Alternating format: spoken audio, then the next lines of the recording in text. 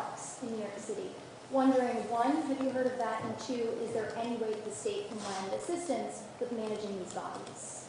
And what do you think about I have heard nothing about that. I've heard a lot of wild rumors, but I have not heard anything about the city burying people in parks.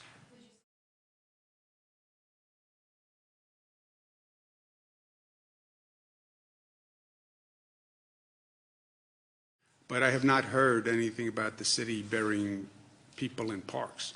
Would you support that? No, no. What plan do you have to manage these bodies? I know there's... I didn't know that there was an issue. I haven't heard that there was an issue. Has anybody heard that there's an issue?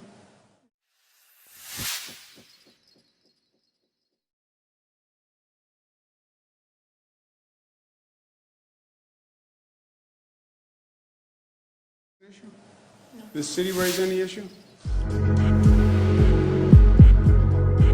We may well be dealing with temporary burials, so we can then deal with each family later. But again, I'm just not going to detail. When we have something to say on it, we will. They talked to New York City. I talked to New York City yesterday. I've not heard that this is an issue. I didn't know that there was an issue. I haven't heard that there was an issue. Has anybody heard that there's an issue? We have to.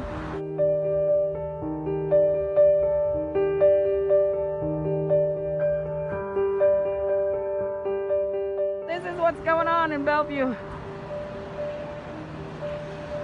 They're making portable morgues. This is my life. This is our life. We don't want to do this, but we have to. We're in this together.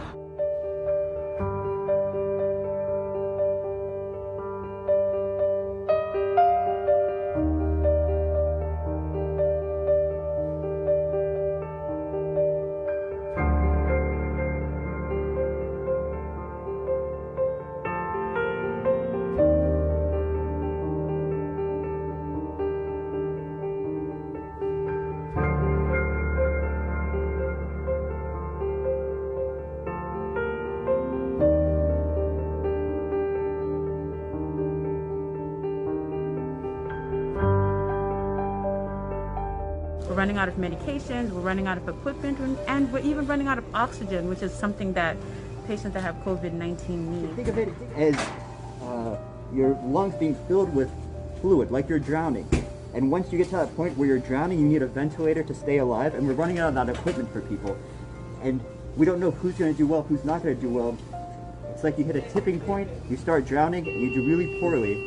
And we're running out of equipment in the hospital. Nearly everybody coming to the emergency department has this, and we're getting completely overwhelmed. Things are started, but things are really horrible here in New York. It's no secret of what's happening here in New York. The bodies are so many and so many that we have to go and assist. People are dying, and they're dying so fast. We don't even have the ability to go and take them out. We have to get them, in some of them, their own homes. Things are really bad. We already have the areas prepared to receive the bodies. We're starting to pick up the bodies and bring them to these places. This is how bad things are right now.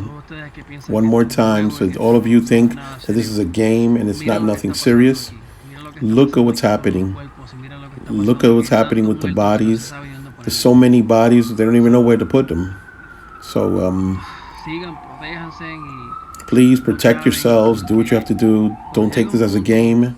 It gets to a point when you say there's so many bodies, they don't know where to put them, and they don't know where to put them, and they may have to cremate them. We're not even sure. You have to understand, this is not a game. People that go to the stores and they just go out there and not practice the social distancing and not stay at home. I'm at the point right now of where there is where they're gonna take bodies, people out of these homes. They're dead, and they don't know how to take them out. So much blessings, and be safe. Please pray for me. This is not easy. This is really not easy, really, to tell you. There's bodies in wartime for us soldiers, but these are not your people that it's happening. when you see in your own country, your own people, it's really different. It is something you can't even imagine. People dying, in your own people dying. That is something really hard. You can end an enemy in battle. If something doesn't matter, but here it's a little big difference. Please pray for me. This is a war zone. It's a medical war zone.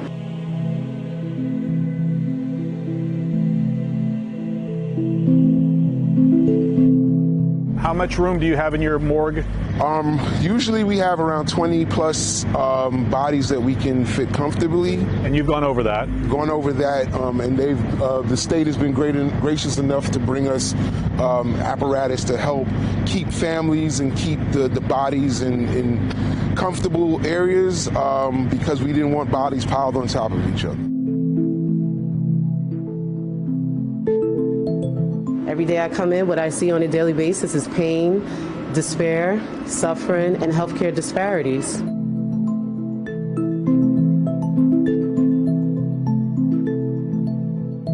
We are scared too. We're fighting for your lives and we're fighting for our own lives. We're trying to keep our head above water and not drown.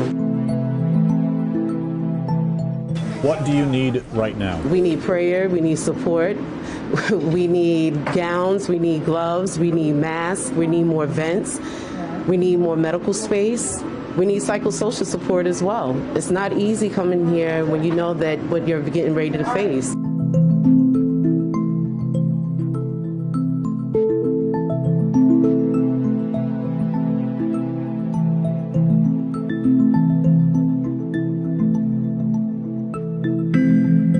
I work at two hospitals. So I work here in Brooklyn, and then I work at another hospital in the Bronx, and it's the same thing. In the South Bronx, it's the same thing. I've had patients that were in their 30s, and they are now intubated, and they're really sick. I've had patients that are well. No underlying conditions. No underlying conditions. So the thing is about between life and death, as far as this coronavirus, is that this virus there's no difference. It has nothing to do with age, has nothing to do with lack of access to health care, has nothing to do with socioeconomics, race, or ethnicity. This virus is killing a lot of people.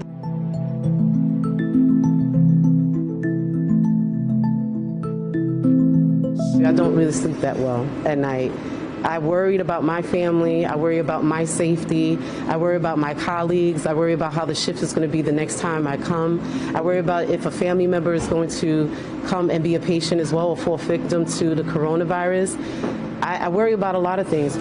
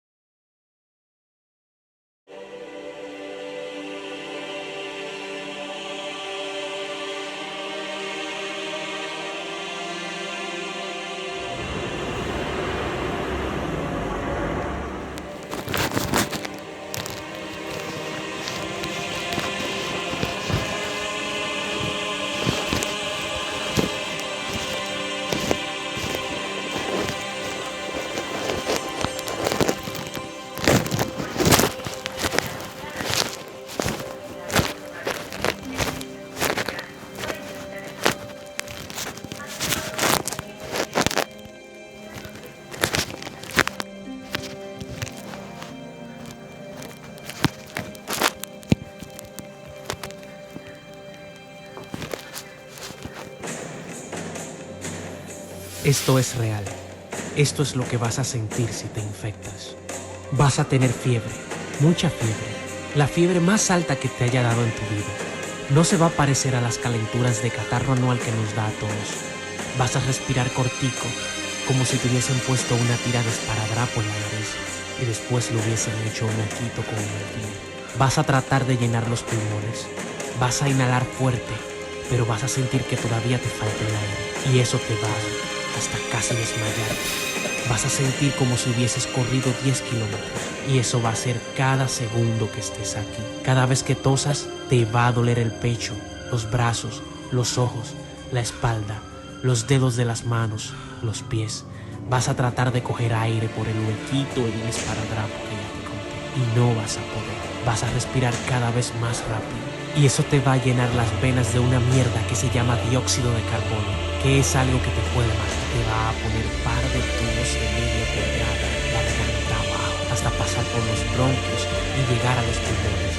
Eso se llama respirador artificial o ventilador. Es molesto y encima no puedes hablar o comer. Vas a estar solo en una habitación cerrada. No podrás tener a alguien ahí, porque lo vas a enfermar de la misma maldición que te está matando a ti. Te vas a sentir tan mal, tan solo, que te va a dar ansiedad. Y vas a sentir miedo de morir. Te vas a deprimir. Eso va a empeorar tus síntomas. Tu tos, tu falta de aire. Y es ahí cuando vas a entender. So at this point, again, the hospitals are right now facing a crisis. They have right now makeshift morgues right now. They're preparing for the worst. This is what the experts are saying, that they believe in the next week to week and a half, this is going to get really bad here in New York. I'm not using scare tactics like a lot of people think the mainstream media is doing. I'm just trying to tell you that they're preparing with makeshift morgues that can hold up, I believe, 40 to 80 bodies.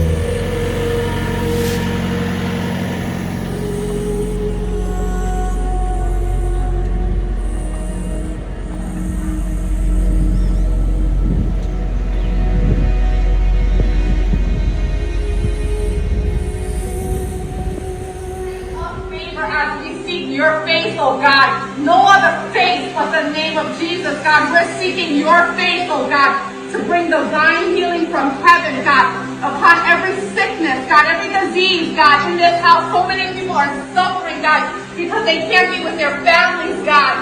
They're lonely, they're dying alone, God. But your word